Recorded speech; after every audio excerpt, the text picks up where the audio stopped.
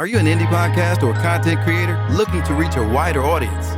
Look no further. Introducing Podcastic, the ultimate podcast network designed exclusively for indie creators like you. At Podcastic, we believe in the power of unique voices and fresh perspectives. We're here to amplify your passion and creativity, connecting you with a growing community of engaged listeners who crave original content. Podcastic is more than just a platform. It's a support system built for indie podcasters, offering a range of resources to help you succeed. From tailored promotional campaigns to professional production assistance, we're here to help you shine. Our intuitive platform makes it easy for you to be seen and heard. We do all the heavy lifting for you.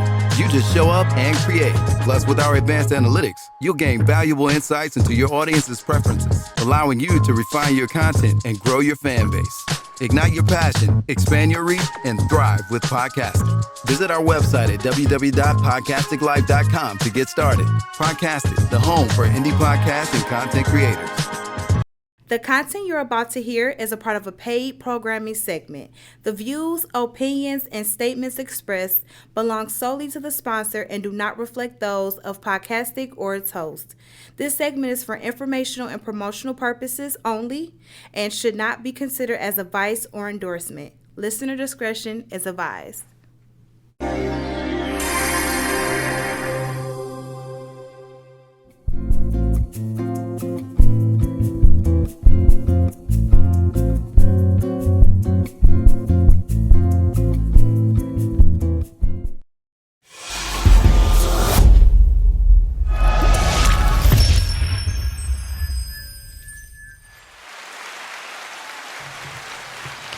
Good day, good people. Welcome to another purpose-filled episode of Lessons for the Journey. Our show is produced by Podcastic Studios and Your Inspired Journey, live every Friday at noon on Facebook and YouTube. I am your host, Dr. Hetheru, personal change coach, and of course, in the studio with me is my co-host, my aunt Seba, our motivational healer. Every episode, we explore and realign women's wellness, spiritual insights, healthy relationships, and real-life lesson journeys. Every conversation is designed to help you understand your whys, heal emotional patterns, and grow in spiritual maturity so that you can move differently in your next chapter life and relationships. If you're seeking clarity, healing, and or empowerment, this podcast is for you. So we challenge you to take what resonates, reflect deeply as it aligns, and move with intention towards your next steps. Do take action. Don't just listen, do take action. And so as we, every episode, prepare for this journey, and today, I know I say this every episode, but today is even that much more important for many of us as women and our journey of life. And so I encourage you to do three things. One, get your journal, your notebook, get your ink pen, and definitely get your water. And I'm going to ask my aunt to share some insight as to ways that the water is important and why we start off this way.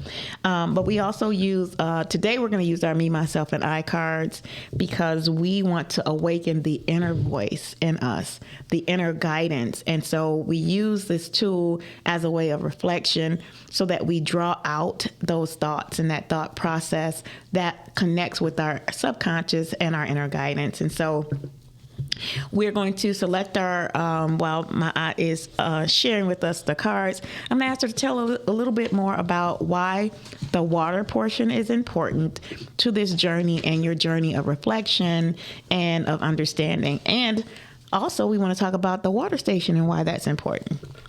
All right. So we have a store called Water Station. You can find it on Facebook, Water Station Detroit. We're located at 15224 West 7 Mile in Detroit. 48235 is the zip code. And we have a number of products from specializing, of course, in alkaline water and all kind of supplements and teas, bitters, sea moss gel, snacks, some vegan snacks, vegan tofu products. We have bean pie, like the best bean pie around. Mm-hmm. We got a specialized herbal popcorn, the spicy herbal popcorn that is addictive. Mm-hmm. And So we have a wide variety of products. When it comes to the water, the reason the water is important is because your body is composed of about 70% water and your brain is composed of about 80% water. So as soon as you wake up in the morning, you should have drink at least 8 to 16 ounces of water first thing in the morning, as soon as you get up, to start to hydrate your body and hydrate your brain. And it's also important to, when I say water, clean water. Some people are still drinking tap water. I'm not a proponent of tap water. If you don't have any choice, you have to do what you have to do. But you want to get the cleanest water that you can. The water that we have is again, I said, it's alkaline. And we have a system that double filters it. So there's a filtration system. Actually, it's triple. It's a filtration system in the back of the building. Then it comes up to the front, goes through a filtration system again to filtrate all of the impurities out of the water. Sometimes people buy, you get 24, 48 bottles of water for a couple of dollars. That's no more than tap water, honestly. So you're not really getting what you're trying to get when you buy bottled water, except unless it's glacier water or mountain water, that type of thing. Then those would be acceptable. But other than that, or purified and distilled. Other than that, I wouldn't purchase any kind of water in bottles that way. In order for the body to function properly, it has to be hydrated. And usually when you go to the hospital, what's the first thing they do is put a saline solution. They give you fluids because a lot of people are dehydrated. And so in order for the body to do what it does, it has to have water. That doesn't mean tea, because you make tea with water. That doesn't mean juice. It doesn't mean coffee because you make it with water. It means plain water. And so it also, on top of hydrating, it assists the body in detoxifying. So it has a wide variety of absolute necessary needs, and people don't drink anywhere enough. They'll drink pop. I've gone to like gas stations and stuff in the first thing in the morning, and people are buying those huge things of pop, probably about almost a half a gallon, and they start their day with that, and they're giving the children water, pop, and which is messing with their kidneys, and that's why there's dialysis clinics all over the place, in my personal opinion. So water is absolutely critical. So hopefully we'll put an ad up a little bit later, and then you guys can give us a call and then stop by. It's up. Oh, is it? All right. The phone number is 734-328-3785. I still haven't memorized. Right. Thank you, Ma. Just so you know that we use water as a tool, right? And so we encourage hydration because your executive functions require good decision making, and good decision making comes when your body and your mind or your brain is hydrated. So thank you for our education piece today. And now, and we have ours. So our next step in our awakening and inner guidance includes, today we're using our Me, Myself, and I cards. I hope you can see that. And each one of us in the studio pulls a card for deeper insights. And I, of course, have one of the most stimulating cards today. And so this card says, has anyone ever broken your trust in him or her? If so, who was it and why? And have you ever broken anyone's trust in you and why? So I'm going to start with this card moving backward. I'm going to say that it was the trust that was broken in me was actually just the karma of my trust that I broke with someone else. Mm-hmm. And so it had to do with, and this is some years ago, it had to do with being involved with someone who was married. And as I was involved with that person, and I said to myself, I knew that I was going to pay for being involved with this person. And at the time, I made the choice to be involved anyway. And even though the person had said that he was married and he wasn't interested in being involved with anybody, I pressed myself on him. Confession, right? I pressed myself to be a part of his relationship. And so years later, I had the same situation come back to me. I was engaged to be married, and it was another woman who was involved with him, pressed herself upon him to be involved, and it all came back. And I asked for God to tell me without any doubt, so that I would know that this was what it was.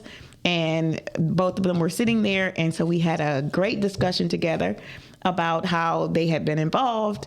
And at the time, I did not realize that it was my own karma that brought that to me. And so I'm saying that, of course, not just a confession, but a part for others to understand the lesson that was in it for me. One, karma is real. And two, when you are making choices and decisions, be prepared for the consequences. And so I was carrying anger for so long before God revealed to me and Spirit revealed to me that this was your karma. Like, you set this chain of events in place. And now because I was very, of course, you're very upset. Your trust is broken. But again, I set that in motion myself. So I want to be clear about that, because I think it's important that we know that, and that those of you who are making those choices today recognize that it's a karma, and that when you are prepared and it happens to you, to take a different approach. I hope you recognize it faster than I did, because it was a very painful experience, but it was one that I initiated. So be clear. Yes. So that was the same situation, right? I know, right? So mine was, how do you respond when someone rejects your love? Why or why not? Ooh.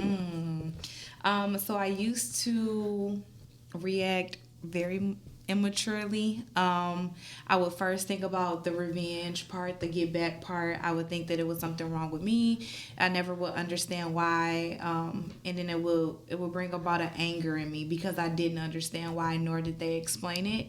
Now I'm starting to understand how much power that I have in peace. And if someone rejects me, understanding that it's for my protection and that it's not for punishment, it's not anything wrong with me, and understanding that it might be something that's within them. So it helps me to understand that, hey, if it doesn't work out, anything that I have to force, I shouldn't have, it's not for me, it's a protection. So I'm able to look at it differently, and I react differently because of it. So wow. Talk about some mature, spiritually aware women in this space. I look at it as, ooh, I dodged a bullet. Yes. Or a missile, Yes. Yes, protection. So mine says, what are your deal breakers in relationships and why? I know, right? Well, it's all about relationships. What are we doing today, right? So I guess there are many different types of relationships. So you have relationships with your family, your coworkers, your boss if you have one, your relationship with God, your relationship with yourself. So there's a lot of relationships that we have. And I guess we do need to look at what our deal breakers are in them. As far as, let's say, a relationship with a significant other would be to violate my morals and values, to curse at me, to put their hands on me unless they're absolutely insane. That wouldn't be a good thing to do. But I don't do violence. I don't do cursing or disrespectful behavior. Now, when I was younger, when you're younger, you put up with stuff that when you get older, it's like, we're not going to do this because you know better and you're willing to make the choice to step away. When you're younger, sometimes you emotionally hold on. Maybe you have rejection issues. Maybe you have separation anxiety or fear or whatever. And so you'll hold on to that mistreatment for whatever it is that fear that you're harboring. When you get older and you experience life more, you realize that those things are really not important. That the most important thing is that you value yourself and your morals and your values, because those are things that sometimes you can't get them back once you allow those things to be violated in your life. And you don't want to live and have regrets. But everything that happens in life is also a lesson too. So we've all done things that we regretted, but you can choose to look at it in a different way. It's something I did. It's something I said. It's something I put up with. But what I learned from it was this. Right. You can choose to look at it that way. Again, it depends on what the relationship is. Like if it was a parent, what are my deal breakers? I don't know that I would have any. I wouldn't accept disrespect from them either, but it's how it would have to be handled. Mm-hmm. You can't, I wouldn't completely separate myself from my parents. I can distance myself, but not completely separate. If it's your children, there are certain things that you can do the same thing, separation, or handle it in a different kind of way. If it's a significant other, you can make a choice to stay in the relationship or not. So it depends on what the relationship is and how that is to be handled. So it's not like one concrete pet answer for everything. But that's it for me. And that's interesting that you say that, because sometimes what we think ahead of time might be a deal breaker, and you're in the throes of whatever that circumstance is, you may make a different decision. Yeah. And you might have to for reasons, say if you have children. I remember when I was married, and it was toxicity on 25. And everything was a deal breaker at that point. Everything that could be broken was broken. But in the day and time that I was coming up in, first of all, you till death do you part, so you don't get a divorce. And the system is not set up to support single mothers with children, in terms of housing, finances, everything. It was a different world back then. So I had to make decisions that I felt I did not have any other choice to make because of other circumstances. So. Yeah. And so that really is a great segue into our topic today. And so I always try to do a reflection to kind of frame where the topic came from. And so a few years ago, for those of you who are spiritually aware and you're moving in purpose and you're connecting and aligning with spirit and your purpose, there are things that we're asked to do. So there are assignments that we have. I call them assignments. Sometimes your assignment could be work. It could be friendships or relationships. It could be in the moment. It could be short term. It could be long term. And so this particular assignment that I was given was to do a workshop called Peace and Grief. And it was specific to women who had experienced abortion, miscarriage, and stillbirths.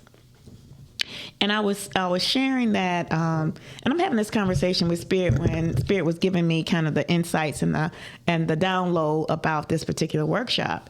And as I was listening, and I'm thinking, well, most or all of the workshops that I do are designed on the life journey that I've had and experiences that I had, and I could not imagine. I knew that it was a great need for it, but I couldn't imagine why Spirit was having me do it and do it alone. You have others that would come along that journey with you. And so as the insights were given, I set up the workshop and I completed the workshop. I recorded each segment of the workshop as Spirit had designed me, but I had nobody at the workshop. And Spirit told me to record it anyway. And so I went through the whole workshop, the whole 2-hour workshop. And when I was done, this was sometime after that, I was on what we call the wilderness experience. And the wilderness experience is a process that we use to increase your awareness of how and when Spirit is revealing insights to you in your everyday life, in your everyday walk. So it actually is a walk to increase your level of awareness of what symbols or what messages are being presented to you. And so as I was taking this walk, and I was just walking through a field, and as I was walking through the field, there were certain things that were being brought to my attention, like the flowers had changed. It was 3 different color flowers that had changed during the course of my walk. There was a bunch of different purple flowers, and then the purple flowers moved to yellow flowers, and then the yellow flowers moved to these white flowers. And as I was walking through, there were butterflies. Like there was an increasing amount of butterflies. And the butterflies that were flying closest to me were all white butterflies. And so I kept walking. And as I got even further, I came across, it was a piece of wood, maybe about 17 by 12, right? And it was laying in the grass and it was pressed in the grass. So the grass was surrounding it. And as I walked by it, I was like, wow, that looks like a grave. And so I started to walk, and the sister that was with me, that I was sharing the insights with, she said, go back. And so I went back, and, again, the white butterflies, there was a couple of them that had flown around me. And as these butterflies were revealing themselves, one flew on what I call the grave, right? It was it looked like it was a grave for a small child. And so it flew on the piece of wood. And as it was sitting there, again, it came to me that looks like a grave for a child. And on it was 3 flowers. No, it was one big purple flower and a little small purple flower. And I was like, oh, look, it looked like a mother and a child, right? And so that was it was the insight that came to me at that moment. And so beneath that, kind of at the head of, or underneath the flowers, there was a pink ribbon. And all of a sudden, this memory of a pregnancy that I had when I was younger, it just, all of the memories and all of the burying and the hiding of the pregnancy. So I had my pregnancy terminated at, I was about 3 months. And I made all kinds of excuses at the time about, it really wasn't a pregnancy. I just kept making up more and more excuses to get through it until I completely buried it. And so the first level of it was to go through this workshop to reveal to me the healing process. The second opportunity for me was to take this wilderness experience to reveal my experience to me. And then the last part was to actually go through the ceremony that I was given to do for this during the workshop. And so I had a chance to heal. So it was deep wounds. I had deep thoughts about the person I was with. I had some resentment against him about that. I had some inner guilt around, because at the time when I had the miscarriage, I was moving furniture. And I was thinking, this was your fault. You shouldn't have been moving that heavy furniture. Like, I had all of this guilt that I had to just keep. I just kept putting not just excuses, but time in between it. And it never healed. It was still there. And whenever it would bubble up, I would push it back under and I would keep it moving. And so it was a very revealing experience, all 3 levels of that. And so at the end of my experience, Spirit told me that I would have to do those workshops again. That was one. But the other thing was that I needed to talk about it. Because right now, and this is just a reflection over it, but right now, just documented, average abortions for women in Michigan is 26,000. Average miscarriages and stillbirths are around 23,000. And we're just talking about in the state of Michigan, the ones that were documented. And I think this was as of like 2023 and 24. Now we're in 2026. And I'm just saying average numbers. That means that likely the increase of it. And this is not about, let me make sure that everyone that's listening and will listen to this message understand that this is not about judgment. This is not about guilt.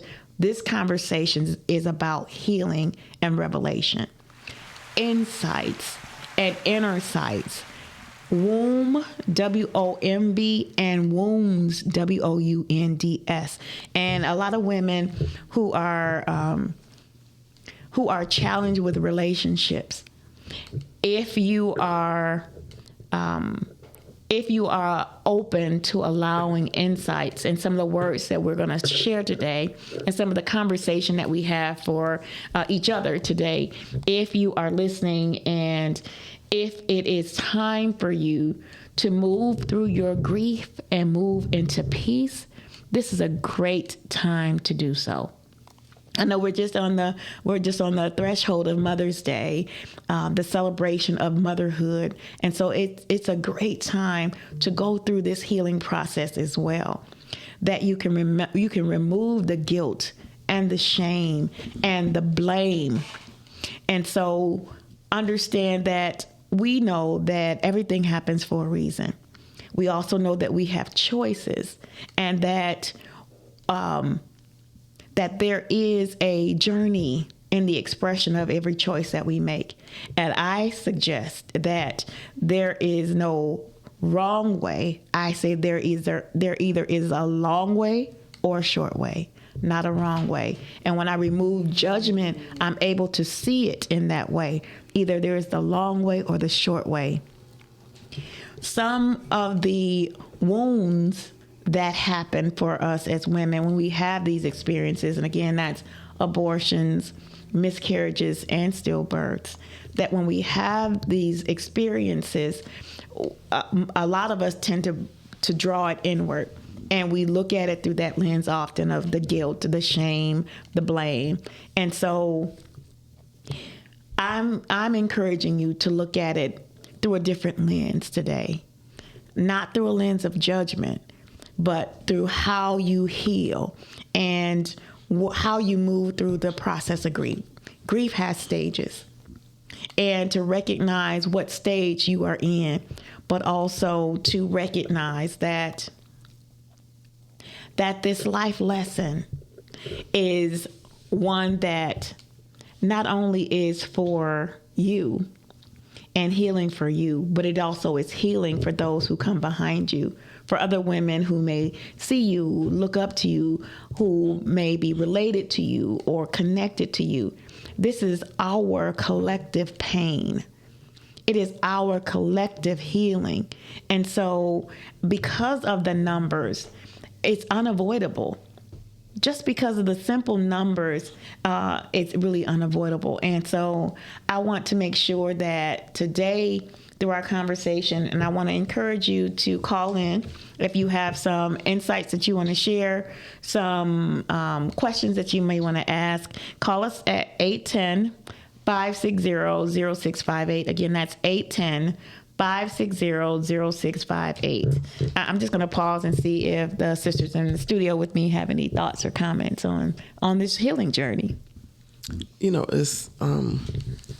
it's something that all of those subject matters are something that is almost like a well-kept secret. It's not talked about enough. But you know, as women, you hold it together and you keep going. Mm-hmm. And you stuff it and stuff it and stuff it, and eventually in your mind it's not there anymore because it's not in the forefront of your thoughts, but it doesn't go anywhere. And indirectly, it will affect you either on, if you do have children, how you parent them unconsciously because of some of the wounds and the scars that you are pushing back and have not dealt with from the previous experiences that you had. The fear of not having any more. I know some women that have had several miscarriages. I think the one that I know that had the most, I think had 5 or 6, and finally did have a child. But that whole dynamic of losing one, let alone more than one, is something that really has to be dealt with. It has to be addressed. Peace needs to be made with it, because you deal with guilt from having to make decisions in the first place, whether it be abortions or stillbirths. You don't have any choice about that. If the baby's born and then doesn't make it for whatever the reason, it's still guilt associated with that. Sometimes you have the significant other. If you're married, the men hold that against you for whatever the reason. These things come up when it might be an attack, when you get in an argument and then it's thrown back in your face. about the child, whatever that might look like. And so when these things are not addressed, it picks away at you. It picks a piece of you away, little by little. And it can also affect you physically. And even with the abortions, just carrying a child, let alone birthing a child, is almost a miracle in and of itself to be able to birth a child that's quote unquote normal, let alone one that had other challenges or had some physical challenges, which the reason that the baby didn't make it. There's God only knows how many different things that can happen for a child to not be birthed in the first place. When I first heard about that, I was completely dumbfounded about all the different things the dynamics that have to take place in order for conception, in order for the baby to reach certain levels of development and then to be birthed. It's almost a miracle in and of itself. Mm-hmm. So there's, depending on your age that you were when I was coming up, if a girl got pregnant and wasn't married, she was shipped off to schools, or they used to do a lot of abortions in the street. Mm-hmm. Had people that would do that, all kind of horrible ways that they would to take things that you could, pills that you could take. But that pain and that grief and that guilt doesn't go anywhere until peace is made with it. And, now that we're talking about it, where do you go? Where do you go to address this? Like, who targets this? I mean, I don't really know of anybody. Right. So there are counselors and therapists. There are support groups. There are places that offer, and grief groups also. Mm-hmm. There are spaces that offer support for this journey. And so, I do encourage you to use your tools, use your resources, inquire in your village. Reach out to me. I will share some of the resources that I have. I have a network of therapists and counselors that I work with that I refer women to, and to get extra support and help in the different areas that we need. And I have such a variety because every woman's need may be different. And so maybe you need spiritual support and care. Maybe you need someone who has the same experience in your care. Maybe you need so there are a variety of women and sisters out here that I work with specifically for that reason. And so, again, if you need that resource, reach out to me, because some of the ways that this unhealed grief shows up, it shows up in suicidal ideation. It shows up in our health. It shows up in our womb injuries. That's WOMB, our womb injuries. And so those injuries are various forms of trauma. It is our inability for intimacy, whether that's physical intimacy or mental and emotional intimacy, because there are some unhealed spaces between the partner that was part of the conception process. There is, again, the guilt, the shame, and the blame. And so also, I want to make sure that I lift this point up, because I think this is very important, that women miss the fact that men grieve the loss as well. Mm-hmm.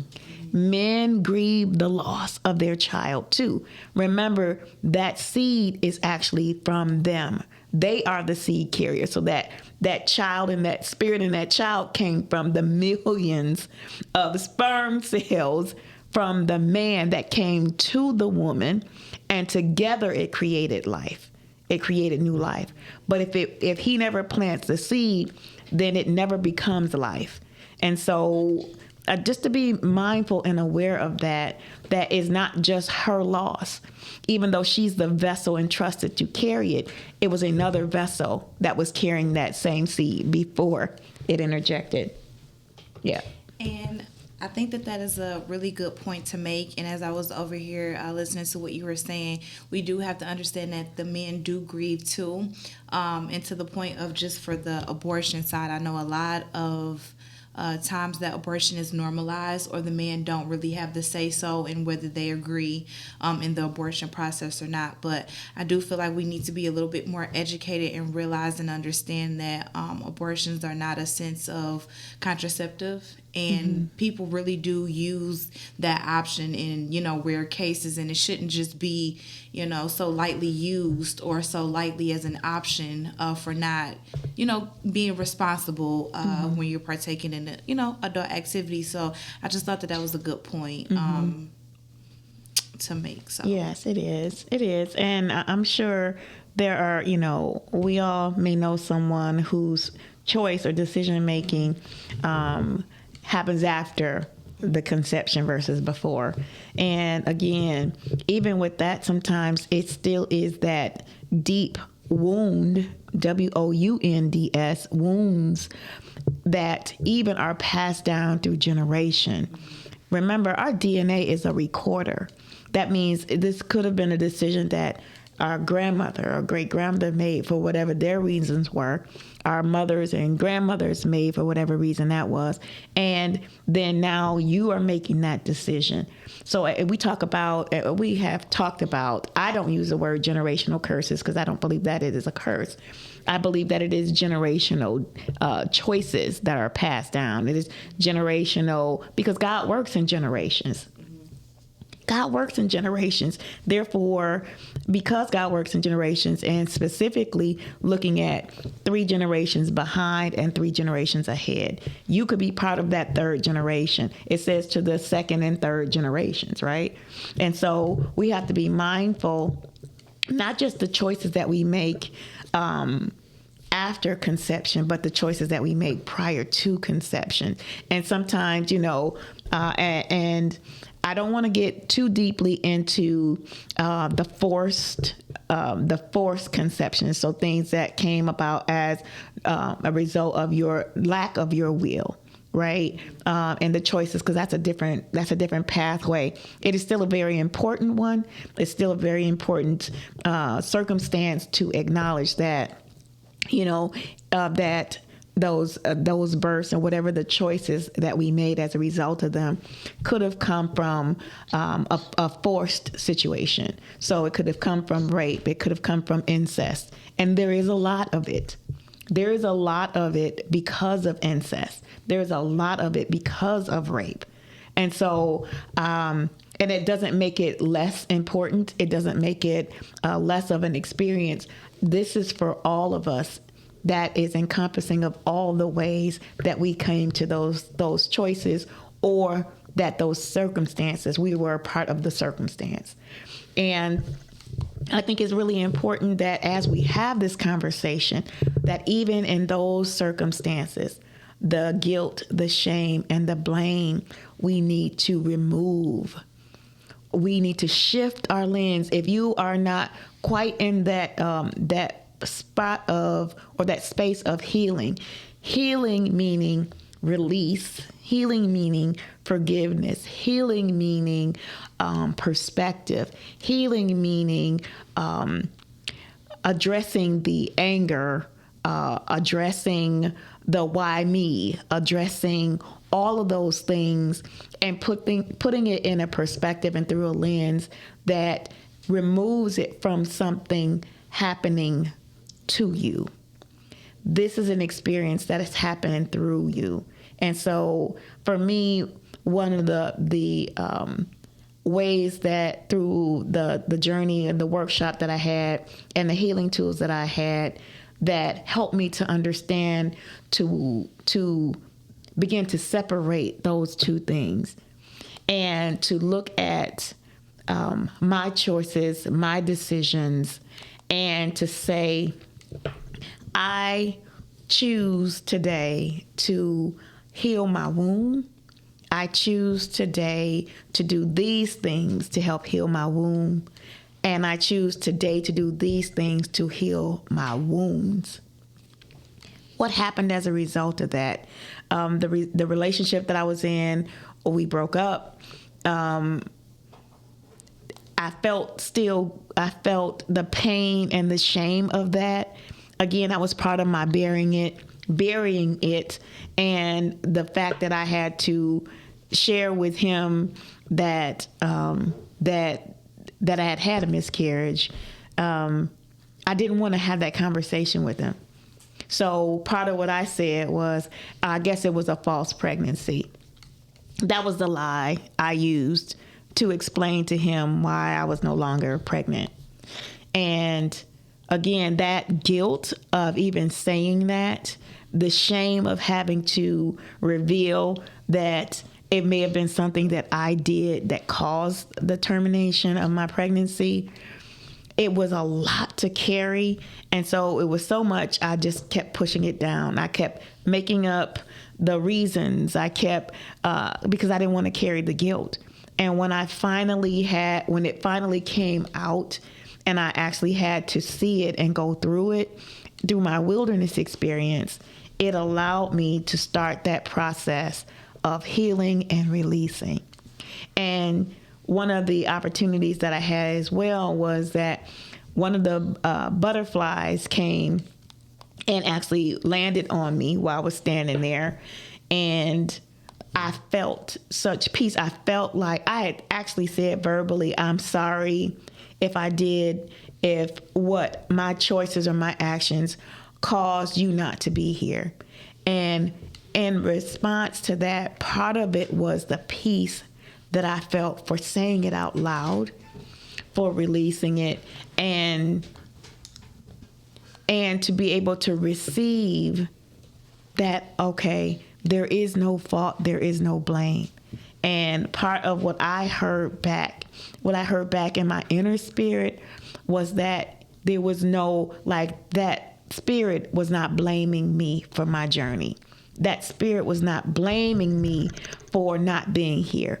That spirit was saying, I'm free. You're not holding me with guilt or shame or blame. I'm free because you were allowed to release it. And so now whenever I see the white butterfly, even though I realize that with further research, it wasn't just a butterfly, they're moths, but I'm still calling them butterflies. But that butterfly, and when I see it now, I can acknowledge it. I don't have to attach grief, blame, or shame with it.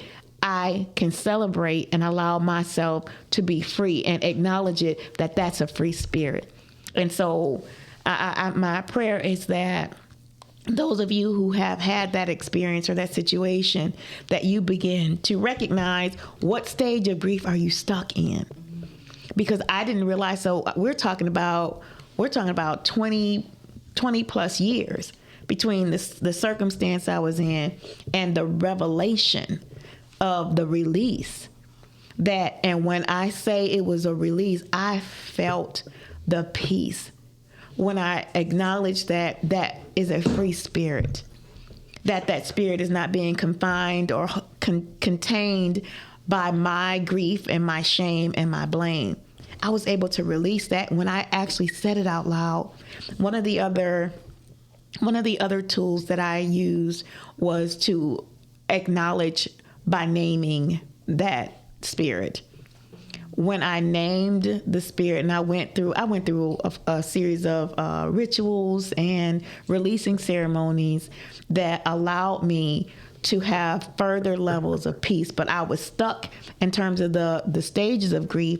I was stuck in the shame and guilt, which was, of the first 3 stages of grief. I was stuck there. But I allowed, as I participated and I shifted, I was able to move all the way through the normalizing my life again. That I didn't have, and this was after my son was born. And this was only a few years ago. So after my son is, he's 19 now. But again, he happened after my initial pregnancy loss. And so I didn't realize that I was even carrying some guilt and shame and blame through my pregnancy with him. And he was born premature. And so I had the back of my mind that recording was playing, that because I had this initial experience, that this had to be a part of why my son was premature. So that was another level of guilt, blame, and shame that I had. And so all of those things have kept me in bondage until I had the initial release where I was able to, and again, there were a series of events that happened, and I know I'm not the only one. I just want to bring to your attention that Spirit is constantly offering healing opportunities for us, not cover-ups. And I'm speaking to myself, and if those of you who can identify with the experience, please do, but also identify with the healing process. That it is a real healing process, and it is real grief that you're experiencing.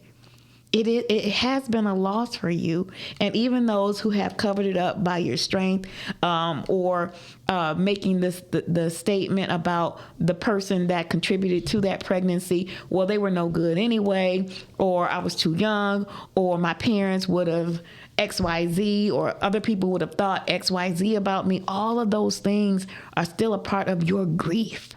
And so that part of the peace is going to be part of the release, the forgiveness of yourself, and releasing the blame from anyone else that you believe may have been a part of it or a partner to it. It's really important. I'm sorry. I'm keep going. Any thoughts? Let me ask our listeners if they want to call in and share or ask questions. That number is 810-560-0658. Again, that's 810-560-0658. Any thoughts? I wanted to touch on the loss that grandparents, siblings, and other family members feel at the loss as well. You know, depending on the stage. Well, I mean, the dynamics are different. So say, for instance, it was a first child. Everybody's looking forward to the first grandbaby, or my first brother, my first sister, first auntie, first uncle. And then when something happens and that child is not birthed, that's a severe loss and grief for the whole family. It is.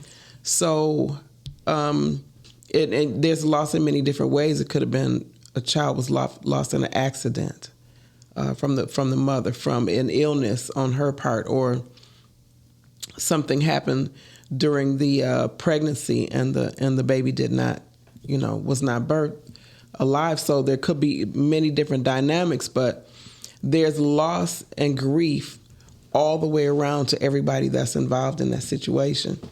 But it's not something that's ever discussed. And, in some cases, again, the mother is the one, I'm not excluding the father, but the father's not the one that people will hold resentment towards due to the loss of the child, because she was the one to birth the child. And so there might be some underlying resentment that people have towards her. Well, you should have been smoking, or maybe you were drinking, or you didn't exercise and you didn't eat right, and you. But it could have been a contributing factor, and maybe it wasn't. But sometimes instead of people processing that, they go into attack mode. And that does not help the situation. It just makes it makes it worse, because now the dynamics has changed in their relationship, and there's a split there, mentally, emotionally, and spiritual split there. So she would have a fear, well, if I get pregnant again, then what? Is that baby going to survive? And then what? So discussions need to be had when it comes to this topic to the degree you can. And if there's family members, or the children need to be addressed and talked to about it, regardless of the age, because a loss of life is a loss of life, and there's grief associated with the loss of life all the way around. And now there are more avenues for people to address that loss and to address that grief than it was before. So women who probably are in their 40s and later, these things were not discussed. And some of them are still holding that, and some will take it to their grave before they even discuss it. but they need to be addressed. And even if you address it in private, just yourself go and get some counseling, go to grief groups. Nobody needs to know that you're doing that, but work on your own healing. And if you have children or siblings, once you work on yours, depending on the age of the children and the siblings, then you'll have tools to talk to them and to work through it.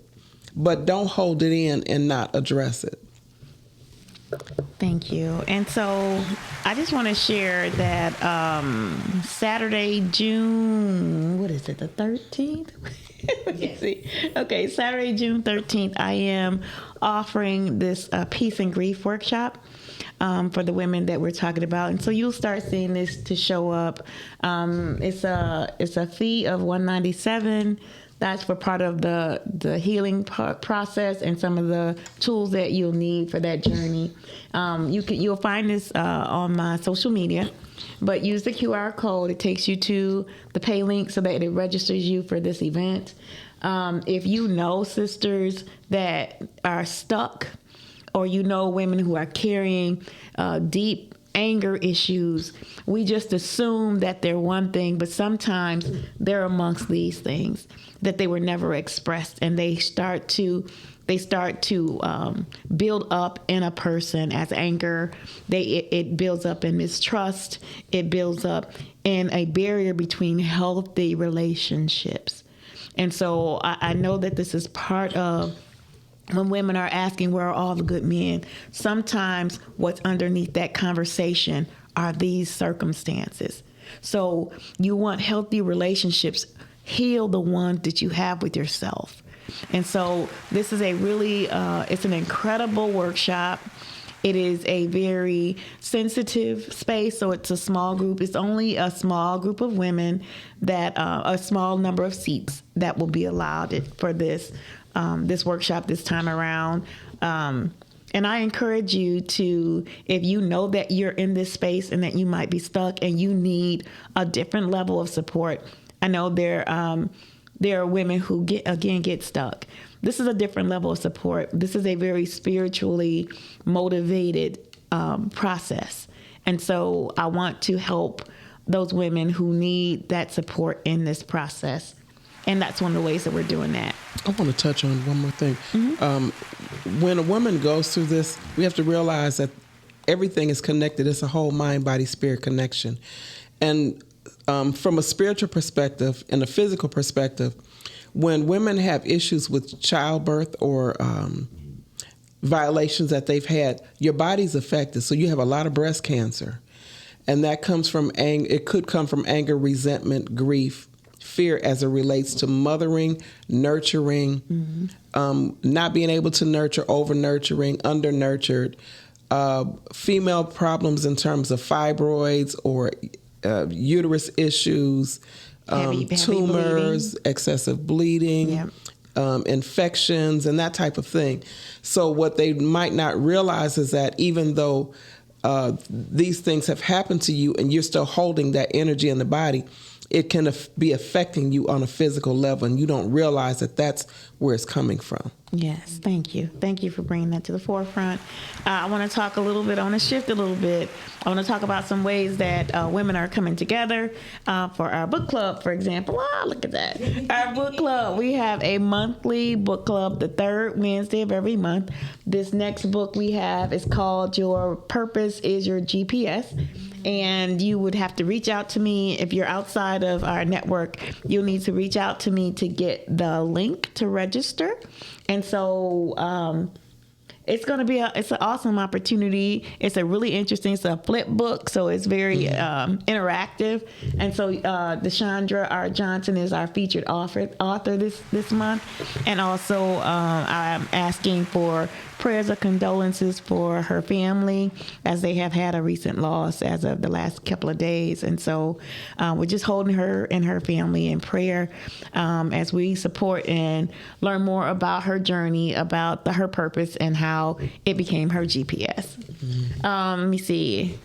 Other things that I need to share. Oh, great. And as we are in progress of this free boys boot camp for boys 8 to 16. Yeah, 8 to 16.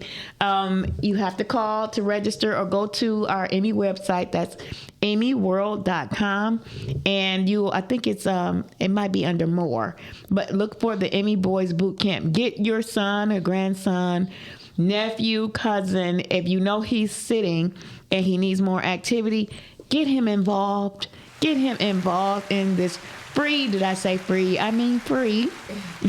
It ends the end of this month, so please take advantage of it for the rest of these days.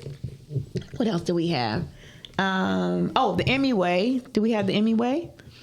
So part of this process of this journey of healing for parents with boys, grandparents and parents with boys, our teachers, our administrators, those of you who are out there listening who work with boys, we encourage you to try the Emmy Way. There is a growing disconnect between adults and our children. We're focusing this work on boys. The tool can be used for any young person, but when it comes to our boys, they are the most disconnected. They're the ones that are isolating the most. And so we need to offer them some tools and resources. We're asking them to do something without understanding what we need to do to help support them. This is around adult mindset shift to reach our boys. This is a bridge, and we need our adults to cross the bridge to meet our boys where they are. And so that is the Emmy Way. You can find that book now. It's live on Amazon. Order your copy and get prepared for the seminars to come. I think, is that it? Okay, great. Oh, thank you. And so please, if you are looking for personal coaching, please feel free to reach out to me. My number is 313-759-7855. My aunt also does relationship first aid and her relationship coaching, as well as other products that are available that you might need for this, your spiritual tools for this journey as well. So you're able to contact her for that. And go ahead, Ma, tell them where they can reach you. All righty. Well, the website is relationshipfirstaid.com. Email address relationshipfirstaid@yahoo. Instagram, Relationship First Aid. Facebook, Relationship First Aid. And TikTok, which I really haven't put anything on there yet, but it's Relationship First Aid. Thank you. I got to get better with this social media. Right. As a young people thing. Right. This journey is really interesting. And so, in fact, we speak to Journey.